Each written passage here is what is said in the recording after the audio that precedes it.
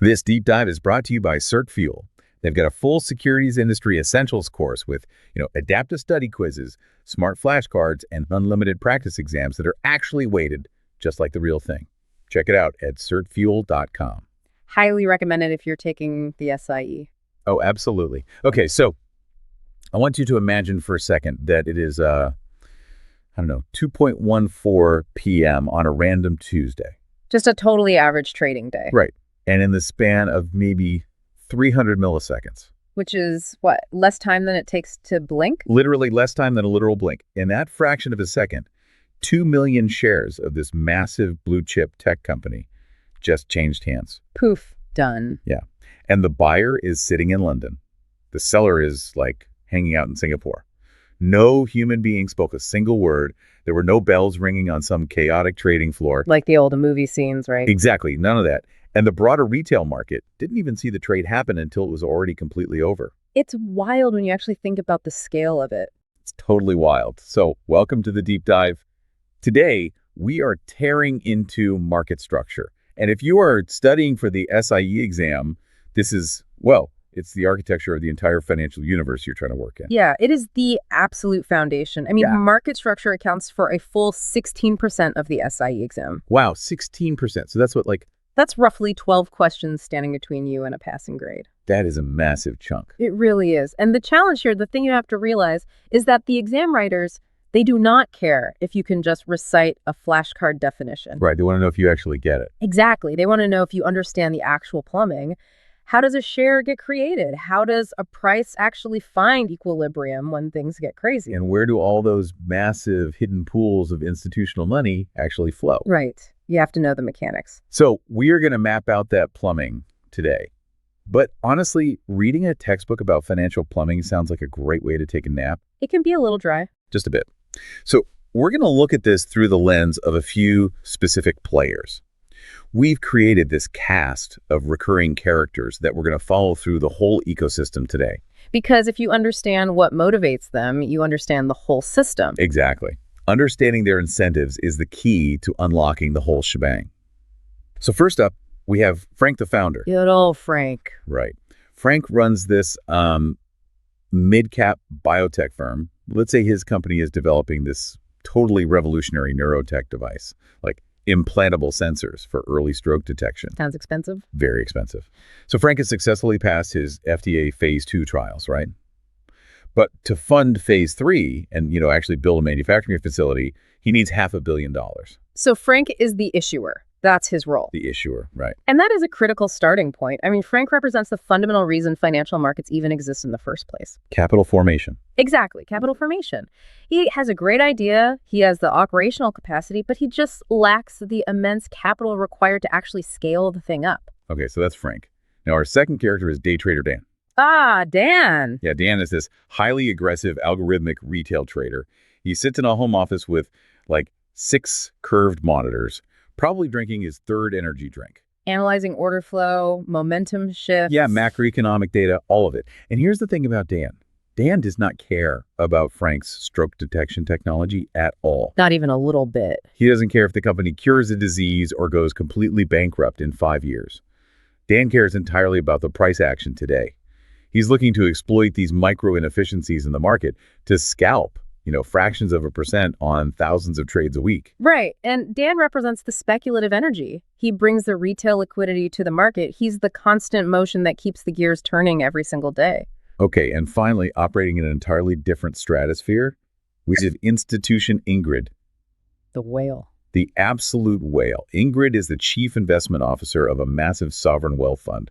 We're talking managing over $100 billion in assets. So when she moves, the whole market feels it. Exactly. When Ingrid decides to adjust her portfolio, she isn't buying 100 shares on some app on her phone. She's moving blocks of 5 million shares at a time. Right. So her biggest fear isn't picking the wrong stock.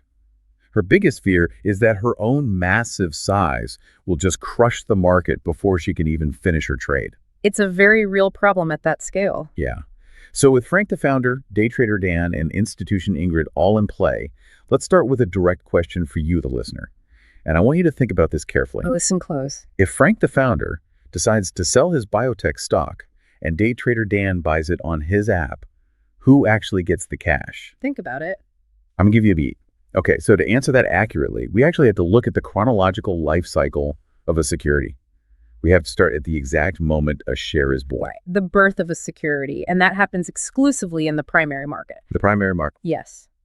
The defining mechanical reality of the primary market is that it's the venue where new securities are created and sold to the public for the very first time.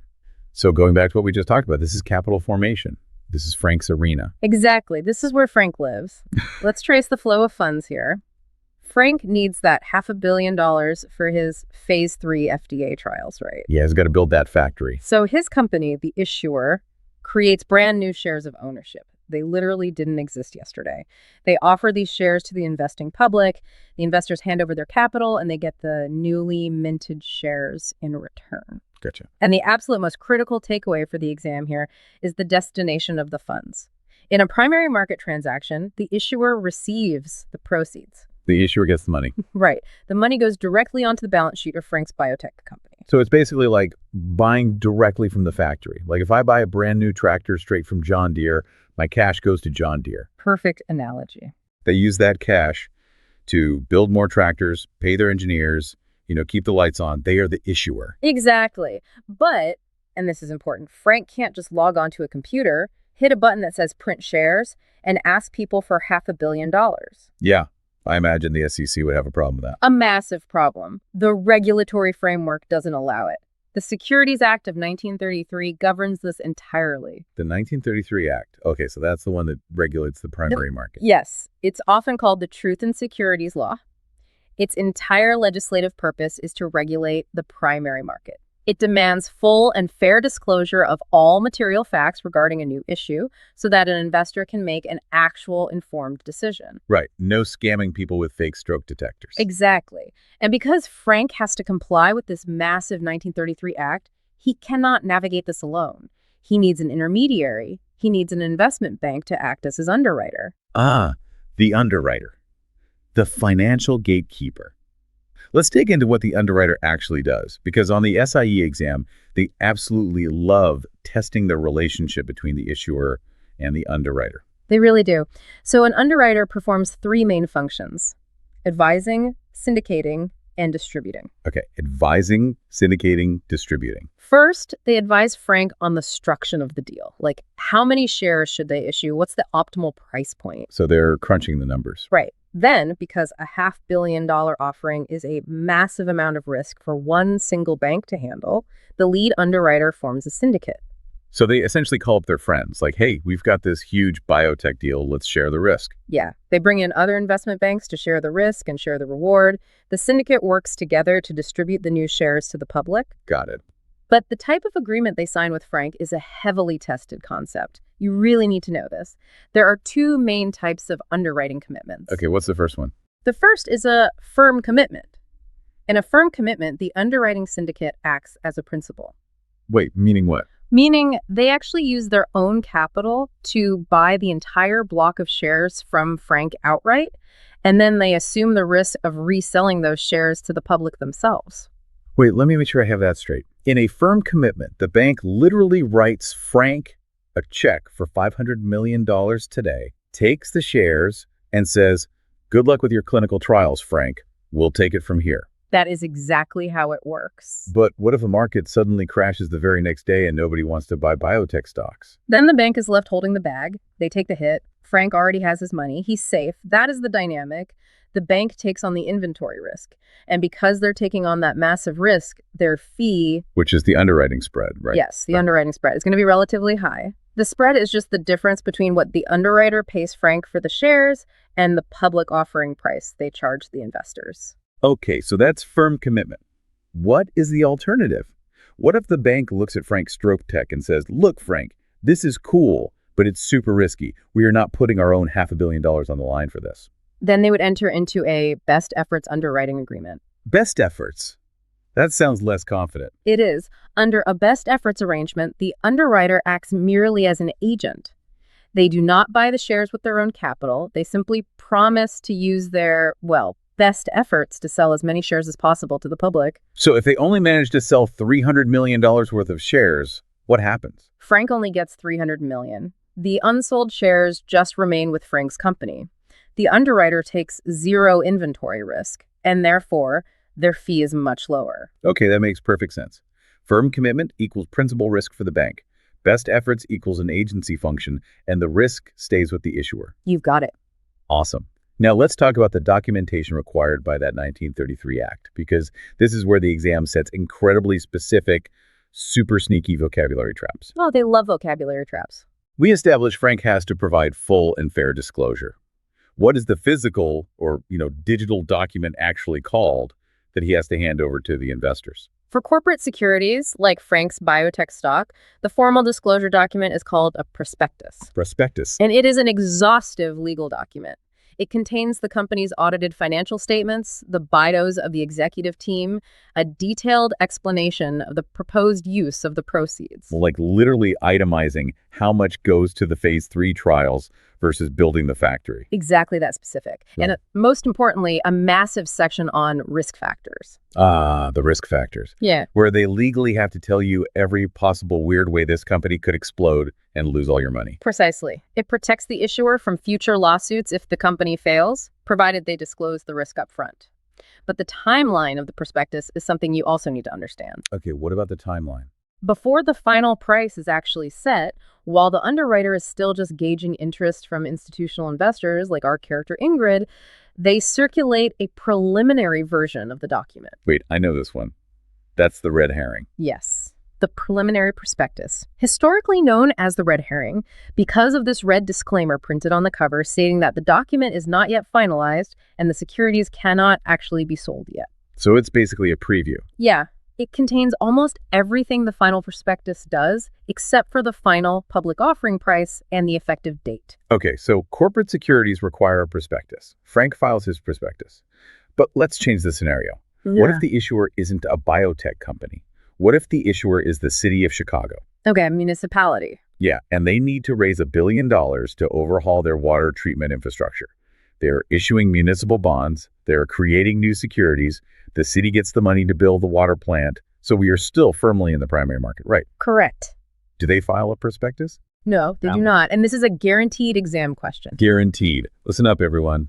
Municipal securities are exempt from the registration requirements of the Securities Act of 1933.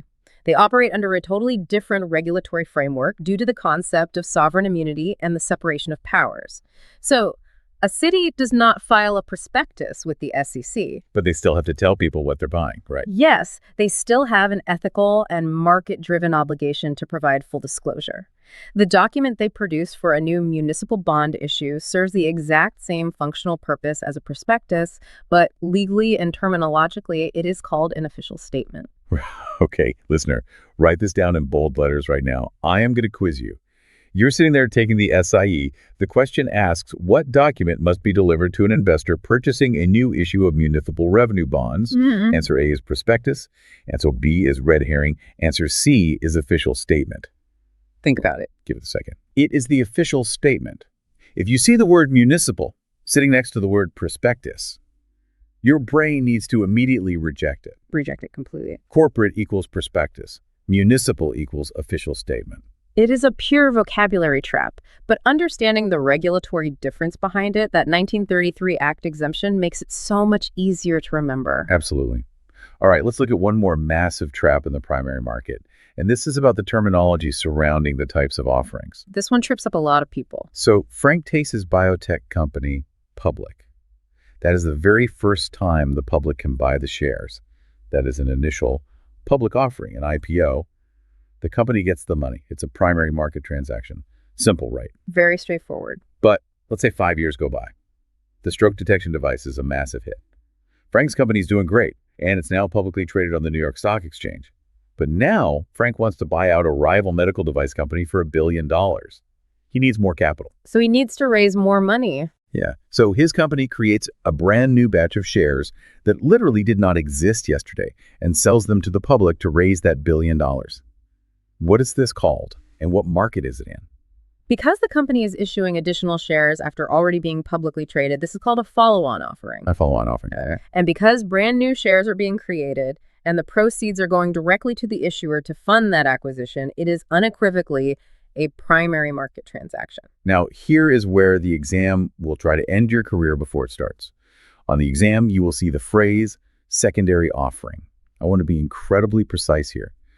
Does a follow-on offering mean the exact same thing as a secondary offering? No, absolutely not. They are frequently confused, even by financial journalists on TV, but the SIE exam requires strict technical accuracy. Okay, break it down for me. A primary offering, whether it's an IPO or a follow-on, always means new shares are created and the issuer gets the proceeds. Right. A secondary offering, on the other hand, involves the sale of existing previously issued shares.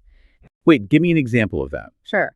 Let's say a massive venture capital firm invested in Frank's company when it was just a startup in a garage. After the company goes public and the lockup period expires, that VC firm decides to sell millions of its shares to the public in a registered offering. So the VC firm is cashing out. Exactly. The shares already exist. And crucially, who gets the money in that scenario? The VC firm gets the money. Frank's company gets zero. Right. Because the proceeds go to a selling shareholder and not to the issuer. A secondary offering is essentially a secondary market transaction occurring at scale. Wow. Okay. The exam will try to trick you by mixing up a follow-on offering, which is primary, with a secondary offering, which is secondary. Always ask yourself, who is receiving the proceeds? If it is the issuer, it is primary. If the issuer gets the check, it's primary. That is the North Star right there. Exactly. Okay, so Frank gets his initial $500 million from the IPO. Yeah. The syndicate distributes the shares. The capital formation process is complete. Frank goes back to his lab to build medical devices. He is thrilled. Happy as a clam. But let's fast forward a month.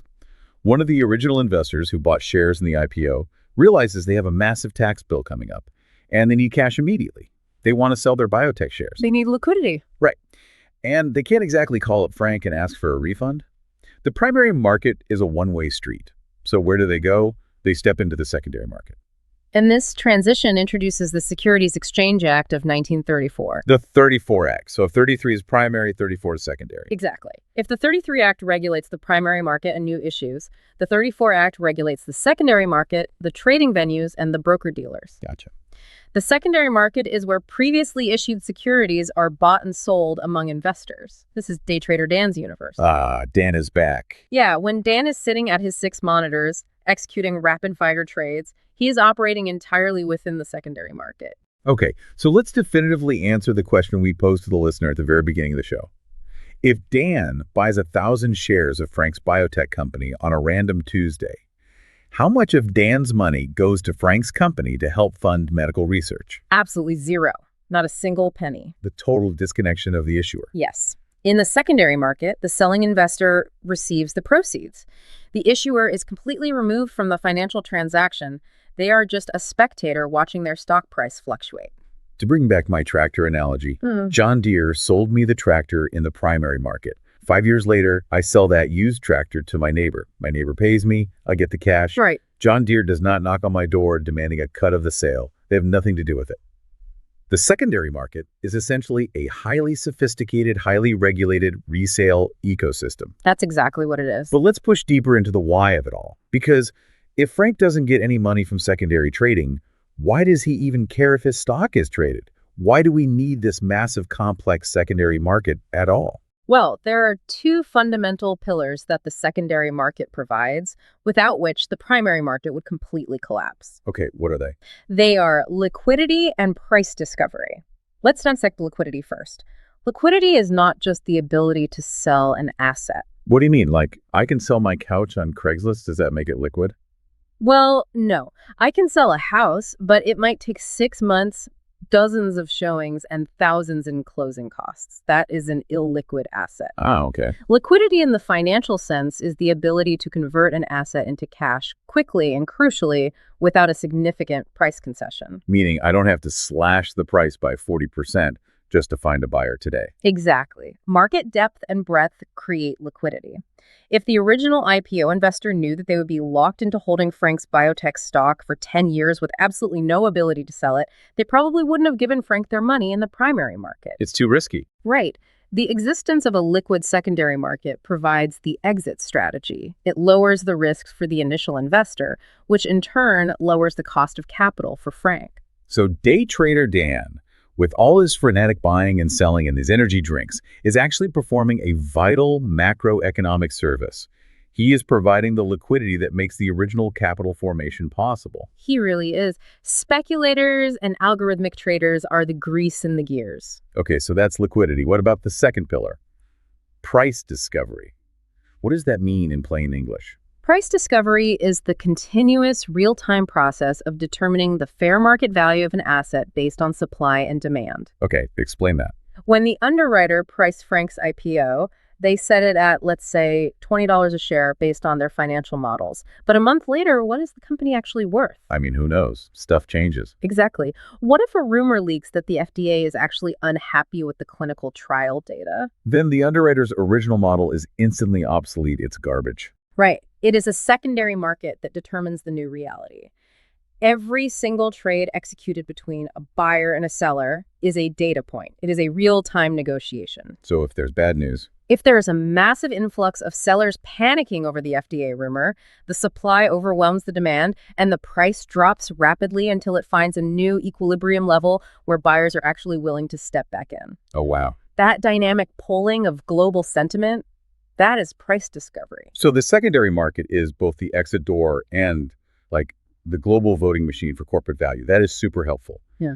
But where are these votes actually cast? If Dan is buying and someone else is selling, where do those digital orders physically or electronically meet? They meet on trading venues, Yeah. and in the secondary market, there is a strict hierarchy of these venues based on listing standards. A hierarchy. Okay, let's start at the top. At the top of the hierarchy, we have the national securities exchanges. The most famous, of course, is the New York Stock Exchange, the NYSE. The big board. Yes, the big board. Now, to have your stock trade on the NYSE, a company must meet incredibly stringent listing standards. We are talking about strict financial metrics, Like what? like a minimum total market capitalization, a requirement for consistent pre-tax earnings over multiple years, a minimum share price, and rigorous corporate governance rules, such as requiring a majority of independent directors on the corporate board. Geez. So Frank's biotech company has to prove it is a financially viable, transparent, major league corporation before the NYSE will even let its stock trade there. Exactly. They don't just let anyone in. If Frank meets those standards, his stock becomes an exchange-listed security. Okay, but what happens if the FDA trial actually fails? Like the product is completely denied, the company's revenue projections drop to zero, the stock price plummets from $20 down to like 45 cents a share, and their total market cap just evaporates. And then they no longer meet the requirements of the club. Right, they get kicked out. Yes. They go through a process called delisting. The NYSE removes them from the exchange, but, and this is key, the stock does not cease to exist. Investors still own those shares. Okay, so where do they trade it then? The trading venue simply shifts downward. The stock drops into the over-the-counter market, the OTC. The OTC market. Okay, we need to clarify this because I think a lot of people picture the OTC market as some sort of unregulated dark web forum where shady penny stocks are traded out of the trunk of a car. That is a very common misconception, and honestly, it's a frequent exam trap. Oh, really? The OTC market is absolutely not unregulated. It is heavily regulated by the SEC and by FINRA. Broker-dealers who operate in the OTC market face strict compliance rules. So what's the actual difference then? The difference is that the OTC market itself has significantly lower or even non-existent listing standards for the issuers. It is a decentralized network of broker-dealers who trade unlisted securities electronically and over the phone. So it's a mixed bag of companies. Exactly. You will find everything here from massive foreign conglomerates trading as American depository receipts, ADRs, to legitimate microcap startups, to fallen angels like Frank's delisted biotech firm, all the way down to the highly speculative penny stocks on the OTC pink sheets. Okay, so exchange listed means high standards, centralized venues. OTC means unlisted, decentralized network, varying degrees of corporate quality, but still regulated. You nailed it. All right, listener, let's pause here. Think about what we just established.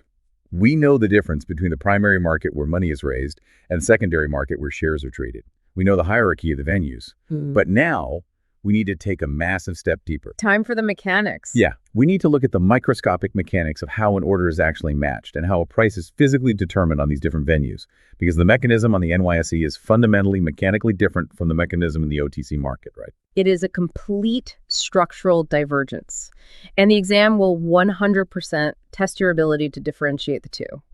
We are talking about the difference between an auction market and a negotiated market. Let's set up a direct side-by-side comparison for everyone. In the first corner, representing the exchange-listed securities and the physical trading floors, we have the auction market. The defining characteristic of an auction market is competitive, centralized bidding. Centralized. Okay. Think about the traditional floor of the New York Stock Exchange. In an auction market, all the buy orders from all over the world and all the sell orders from all over the world are routed to one single central location. Right. So if I am in California and I enter an order to buy 100 shares of IBM and someone in Tokyo enters an order to sell 100 shares of IBM, both of those orders travel to the exact same centralized server, or historically, the exact same physical trading post on Wall Street. Exactly. They all meet in the middle. And because all the orders are centralized, the mechanism of price discovery is competitive bidding. Like an actual auction. Yeah. Yes. Buyers compete against other buyers by raising their bid prices. Sellers compete against other sellers by lowering their asking prices. A trade only executes when the highest bid perfectly matches the lowest ask. So this is essentially an eBay auction, but running at light speed. That's a great way to picture it. Like if I am selling a vintage guitar on eBay, 10 different buyers flock to that one listing. One bids $500, another bids $550, another $600. They compete in real time, driving the price up to the maximum level the market will support. Everyone can see the current highest bid. It is a lit, transparent, competitive environment. Exactly. But wait, what happens when there's a fundamental mismatch? What happens if terrible news comes out about Frank's biotech company? Let's say the CEO is indicted for fraud. Yikes. Yeah, bad news. And suddenly there are 10,000 sell orders pouring into the central location, but absolutely zero buy orders. Dan doesn't want to buy. Nobody wants to buy. The auction mechanism completely breaks down, right? If there are no bids, there's no trade. Does the stock just go into a free fall to zero? Well, in a pure unmanaged auction, yes, it would free fall. And that kind of violent volatility destroys investor confidence. It's terrible for the market. So how do they stop that? To prevent that, the NYSE utilizes a very specific market participant called a designated market maker, or DMM. DMM. Wait, historically known as the specialist? Right? Yes, the specialist. For every single listed security on the NYSE, there is one and only one DMM assigned to it. Just one per stock? Just one. The DMM has an affirmative obligation to maintain a fair and orderly market in their assigned stock. They act as both a broker and a dealer. Let's break those terms down, actually, broker versus dealer, because this is another fundamental SIE concept that people mix up. It's vital to know. A broker acts as an agent. They simply match a buyer with a seller and charge a commission for the introduction. They take no risk. They're just the matchmaker. Right. A dealer, on the other hand, acts as a principal. They actually buy the stock into their own inventory or sell it out of their own inventory, taking on the risk of price movement. Okay, so the DMM does both. Yes, the DMM does both. Most of the time, they are just acting as a broker, managing the electronic auction, letting the public orders match against each other. But in the scenario you described, massive panic selling with no public buyers, the DMM is required to step in as a dealer. Oh. They must use their own firm's capital to buy shares against the prevailing trend, absorbing the selling pressure to prevent the price from collapsing in a disorganized freefall. Wait, I have to push back on that. That sounds insane. If a company's CEO is indicted for fraud, the company might actually be going bankrupt. If the DMM is forced to buy the stock when everyone else is panic selling, aren't they just catching a falling knife? Pretty much. They're going to lose millions of dollars. That sounds like a terrible business model. Why would any firm agree to be a DMM? It is a massive risk. And occasionally, during true black swan events, market makers do take catastrophic losses. But remember, they are not obligated to prevent the price from going down. Well, they're not. No. If the company is worthless, the price will eventually reflect that. The DMM is only obligated to ensure the descent is orderly, providing liquidity at incremented price levels rather than letting it just gap down to zero instantly. Okay, so they slow the bleeding. Right. And they are compensated for this risk. By being at the center of the auction, managing the limit order book, they see the flow of the entire market. In normal trade conditions, they capture the spread between the buy and sell orders millions of times a day, which generates immense profit. So they endure the occasional terrible storm because the daily weather is incredibly lucrative. Exactly. It's the cost of doing business. Okay, so that is the centralized auction market. Centralized limit order book, competitive bidding, 1 DMM per stock to keep order. Now let's contrast that with the negotiated market. This is the OTC world. Yes. The negotiated market is structurally inverted. Remember, the OTC is not a physical place. It is a decentralized electronic network. There is no central eBay listing. There is no single DMM managing the flow. So who is matching the trades? Instead of one entity, a negotiated market relies on a system of multiple competing market makers. Multiple market makers. So instead of one DMM controlling the flow for Frank's stock, you might have 10 different broker-dealers all deciding they want to trade it. Exactly. Any registered broker-dealer who meets the capital requirements can register to become a market maker in an OTC security. Okay, and because there is no central auction matching public orders, how do prices actually get set? They are negotiated directly with these dealers. The dealers publicly publish the prices at which they are willing to buy and sell. This is where we need to explain the mechanics of a continuous two-sided market and the bid-ask spread. This is the heartbeat of the dealer market. Listen closely, everyone. Yes. A market maker provides a two-sided quote. Let's say day trader Dan wants to trade a specific OTC security. He looks at his screen and sees the quote from a specific dealer. The bid is $50 flat. The ask is $50.10. Bid 50.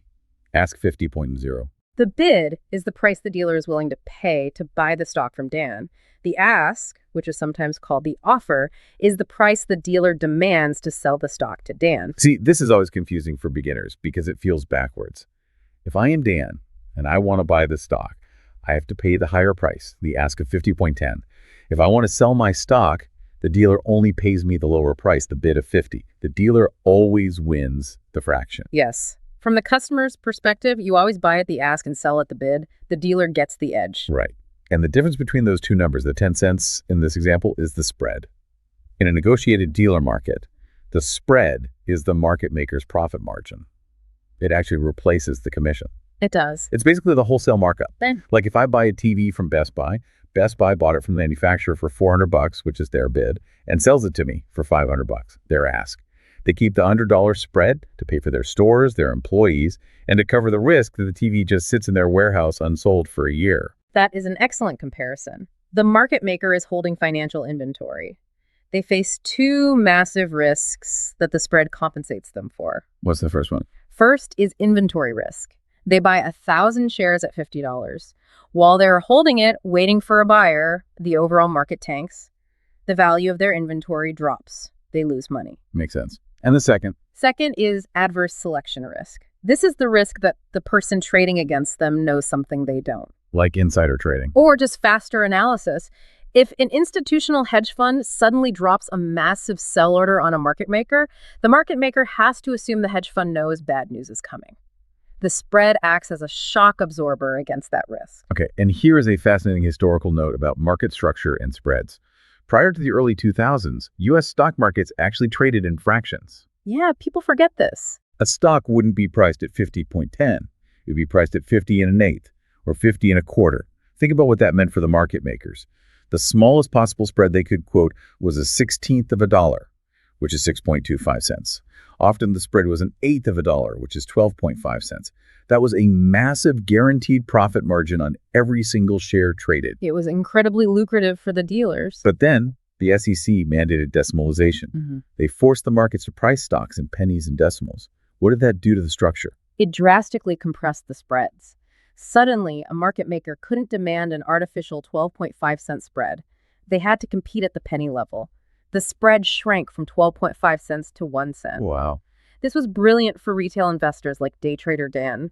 His transaction costs plummeted, but it devastated the profit margins of traditional market makers. How did they survive? To survive, they had to adapt. They could no longer make a living on wide spreads, so they had to rely on massive high-speed volume.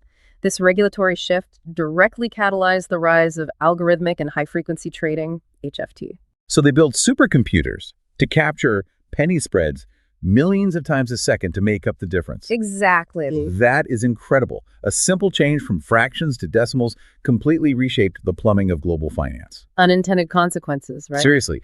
Okay, before we leave the secondary market venues, we have to address the elephant in the room. NASDAQ. Ah, yes. Yes. We established the NYSE is an auction market. We established the OTC is a negotiated multiple market maker environment. So where does NASDAQ fit? This is a classic exam trap. Historically, NASDAQ was created as an electronic quotation system for the OTC market. It was essentially the premier tier of the negotiated dealer market. It had no physical trading floor. Right, it was just decentralized computers linking dealers together. Over the decades, though, NASDAQ evolved. It implemented strict listing standards, just like the NYSE, and eventually it officially registered with the SEC as a national securities exchange. Okay, so legally and functionally today, a stock listed on NASDAQ is an exchange-listed security, identical in regulatory status to an NYSE stock. Correct. However, mechanically, NASDAQ still operates using a system of multiple competing market makers rather than a single DMM. It is a highly evolved electronic negotiated market. So it's an exchange, but it acts like the OTC. Yes. If the SIE exam asks you to identify a venue that features multiple competing market makers providing two-sided quotes and NASDAQ is an option, that is what they are pointing toward. Do not let its legal status as an exchange confuse you about its underlying mechanical architecture. That is a subtle but totally crucial distinction. All right, let's take a breath and survey the map. We've covered the primary market, where capital is formed. We've covered the standard secondary market, where liquidity and price discovery happen on the major exchanges, and the OTC. Right. For 99% of retail investors like Dan, this is the entire universe. They will never step outside of these venues. But day trader Dan is a minnow. We need to talk about the whales. We need to check in with institution Ingrid. Ingrid operates on a scale that actually breaks standard market mechanics. And that brings us to the third market. The third market. It sounds so clandestine. What? What exact problem is the third market solving? To understand the third market, you have to understand the concept of market impact. Let's say Ingrid's sovereign wealth fund holds 5 million shares of a massive exchange-listed blue-chip company. Okay, a huge position. She receives an internal macroeconomic report indicating a severe recession is imminent. She decides to liquidate the entire position immediately. If she takes that order for 5 million shares and routes it directly to the floor of the NYSE, the lit auction market, what happens? It would be absolute chaos. Think about the limit order book we just discussed. The book might only have 50,000 shares of buy orders resting at the current price of $100. The next 50,000 shares of demand might be at 99.8, the next at 99.50. Right. If Ingrid drops a 5 million share market order onto that book, she will instantaneously vaporize all the demand at 100. Then her order will sweep down to 99.88 and vaporize that. She will walk the book down, single-handedly crashing the price of the stock. Exactly. The sheer size of her supply violently overwhelms the liquidity provided by the DMM and the public. And it's not just the mechanical sweeping of the book, is it? It's the information leakage. Oh, absolutely. The moment the high-frequency trading algorithms and momentum traders like Dan see a massive, relentless wall of institutional selling hitting the tape, they realize a whale is unwinding a position. They smell blood in the water. They do. The algorithms will instantly pull their buy orders, and momentum traders will start short-selling the stock to ride the crash down. By the time Ingrid's final block of shares is sold, the price might have plummeted to $85. She destroys her own portfolio value simply through the act of trying to sell. That is market impact. Yes. It's basically a supply chain problem. Like, if you are a massive wholesale manufacturer with 10 million excess winter coats, you don't back an 18-wheeler up to a single local retail boutique and dump them all on the floor. You would overwhelm the store. You have to find a wholesale liquidator. That's a great way to put it. So where does Ingrid find a wholesale liquidator for her exchange-listed stock? She goes off exchange. She turns to the third market. The strict technical definition of the third market, and the one you absolutely must memorize for the exam, is that it is the trading of exchange-listed securities occurring over the counter. Wait. We established earlier that OTC is for unlisted stocks, things that don't meet the major league standards. Usually, yes. But the third market is the crossover. It is taking a major league listed stock and bypassing the centralized exchange to trade it in the decentralized dealer network. Okay, walk me through how she does that. Ingrid picks up the phone, or more likely uses a secure institutional network to contact a massive broker-dealer. one of the bulge bracket investment banks that operates an institutional OTC desk. She says, I have 5 million shares of this listed tech stock. Give me a price for the entire block. So she's negotiating directly. Right. The dealer evaluates their own inventory, their capital reserves, and the market conditions. They act as a principal. They offer to buy the entire 5 million share block from Ingrid at a single negotiated price. Let's say $99.50. So Ingrid takes a slight discount from the current $100 lit market price. She accepts $99.50. But in exchange, she gets immediate execution for the entire 5 million shares without walking the book down to $85 and without tipping off the high-frequency algorithms that she is selling. Precisely. She transfers the inventory risk to the dealer. She achieves massive risk mitigation. That is brilliant. It is. But reduced market impact is only one reason institutions use the third market. Another massive factor is transaction costs. Really, I would assume paying a dealer to take down a massive block would be incredibly expensive. It is, but you have to compare it to the alternative. If Ingrid executes 5 million shares on the physical exchange, she is subject to exchange fees, routing fees, and potentially floor broker commissions. And those add up. When you are moving billions of dollars, shaving a fraction of a cent off the per-share execution cost results in millions of dollars in savings. By negotiating directly with an OTC dealer off exchange, she completely bypasses the exchange's toll booths. Okay, so it's about avoiding market impact and lowering transaction costs. Are there any operational advantages, like timing? Yes, actually, extended trading hours. The physical auction exchanges have strict temporal boundaries. The opening bell rings at 9:30 a.m. Eastern. The closing bell rings at 4:00 p.m. Eastern. Right.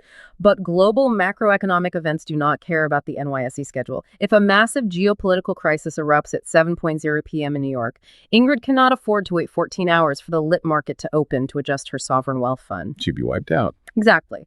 The third market, being an electronic network of dealers, can facilitate massive block trades well outside normal market hours. Okay, the third market is brilliant. It solves Ingrid's whale-sized problems.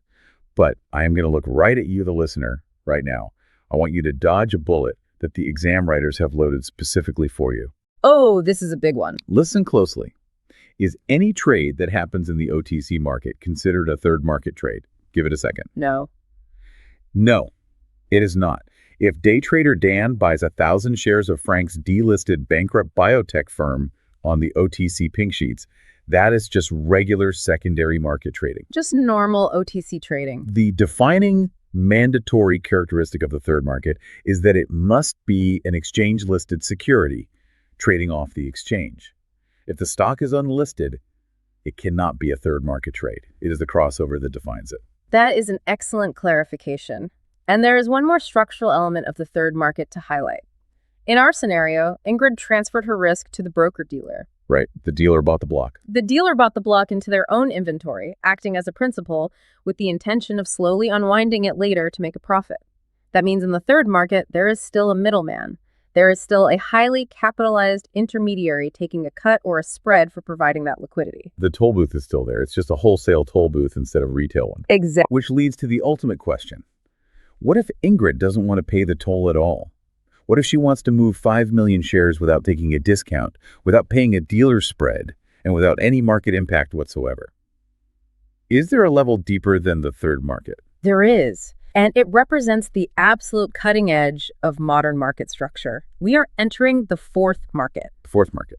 The deep end of the pool. Let's define it. The fourth market is strictly defined as direct institution-to-institution trading, with absolutely no broker-dealer intermediary involved. Zero middlemen. No DMM, no OTC market maker, no investment bank taking a spread. None. The institutions trade directly with each other. In practical terms, how does that actually work? Ingrid doesn't just scroll through her contacts and cold call other billionaires asking if they want to buy stock. Right. There has to be an infrastructure. Today, the fourth market operates entirely through sophisticated electronic plumbing known as ECNs, Electronic Communication Networks. ECNs. An ECN is a fully automated, computerized matching engine. It acts as an electronic bulletin board that connects major brokerages and institutional traders directly. Let's walk through the mechanics of an ECN because this is fascinating. How does it actually match orders without a market maker guiding it? It relies entirely on algorithmic rules, primarily price-time priority. Let's say Ingrid logs into an institutional ECN. She submits a massive limit order. Sell 5 million shares of tech company X at $100 flat. Okay. This order enters the ECN's internal limit order book. Crucially, the ECN does not buy the shares. It holds no inventory, it takes no risk, it just registers the order. It's just a bulletin board. Right. Now, somewhere else in the world, a massive mutual fund, let's call them mutual fund Mike, is also connected to this exact same ECN. Mike's portfolio managers decide they want to increase their weighting in tech company X. They submit a limit order to the ECN.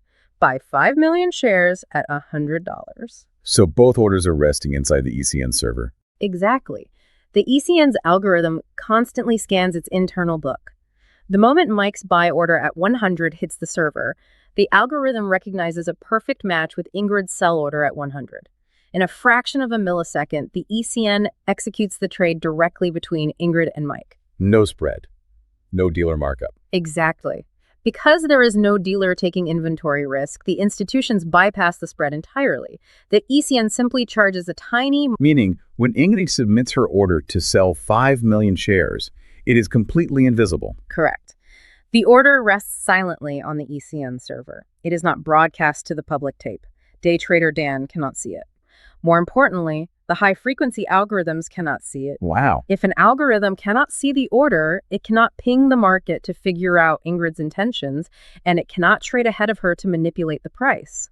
The dark pool provides complete anonymity until the exact millisecond the trade executes. So they don't even know it happened until it's over. Right. Only after the trade is finalized does the ECN report the execution to the consolidated tape for regulatory compliance.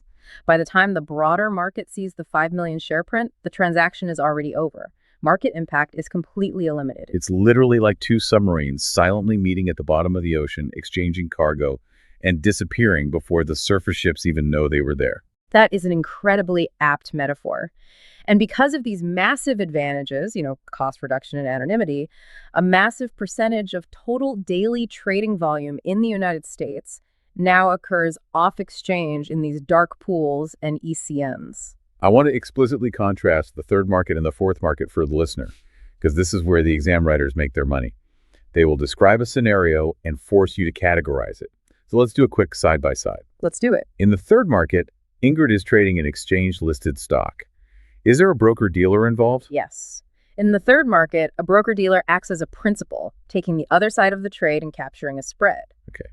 In the fourth market, Ingrid is using an ECN. Is there a broker-dealer involved? No. In the fourth market, it is strictly institution trading directly with institution.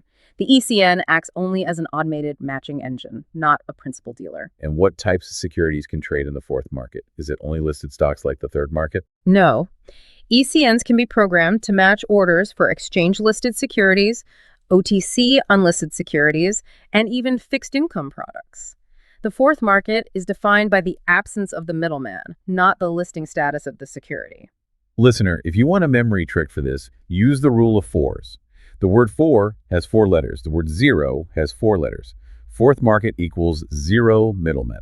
I love that. If an exam question describes a massive trade occurring between two mutual funds through an electronic system without a broker-dealer facilitating the transaction and asks what market this is, immediately zero in on the fourth market. That distinction is absolutely foundational for the SIU. We have journeyed through the entire architecture of global finance today.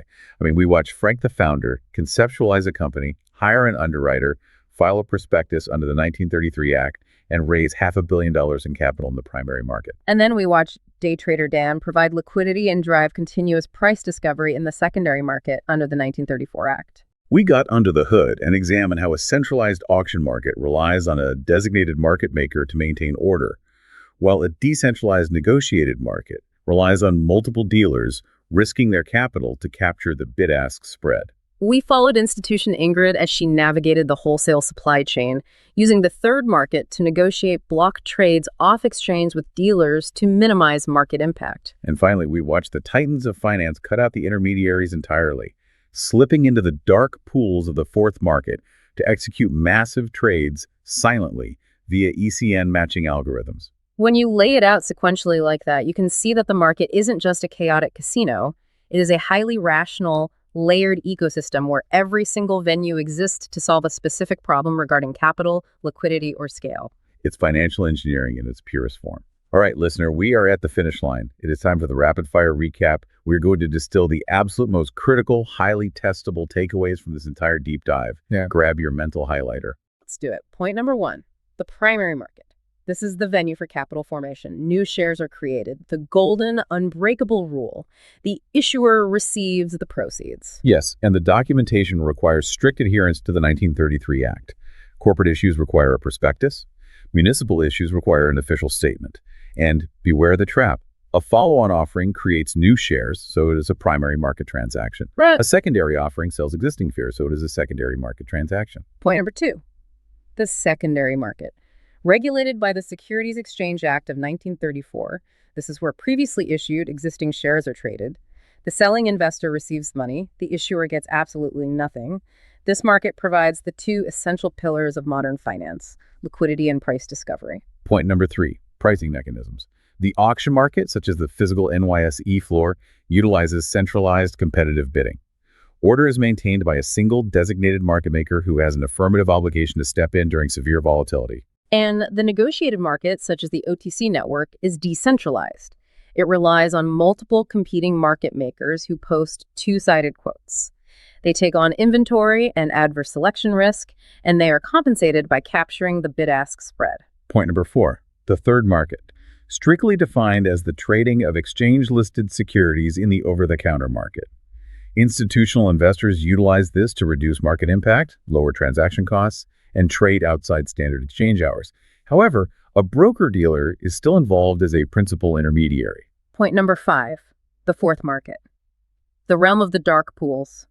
Direct institution-to-institution trading with absolutely no broker-dealer intermediary taking a spread. It utilizes electronic communication networks to anonymously match buy and sell algorithms, providing zero pre-trade transparency and complete protection against high-frequency front-running. If you internalize those 5 structural pillars, you will systematically dismantle the market structure section of the SIE exam. You won't just be memorizing terms, you will understand the physics of how the money moves. You will see the matrix. Exactly. As we wrap up this deep dive, I want to leave you with a thought that stretches beyond the SIE syllabus. Something to ponder as you look at the trajectory of these markets. I like where this is going. We trace the evolution today. Yeah. We started with the classic image of the physical trading floor, human specialists yelling bids and asks, physically matching paper tickets.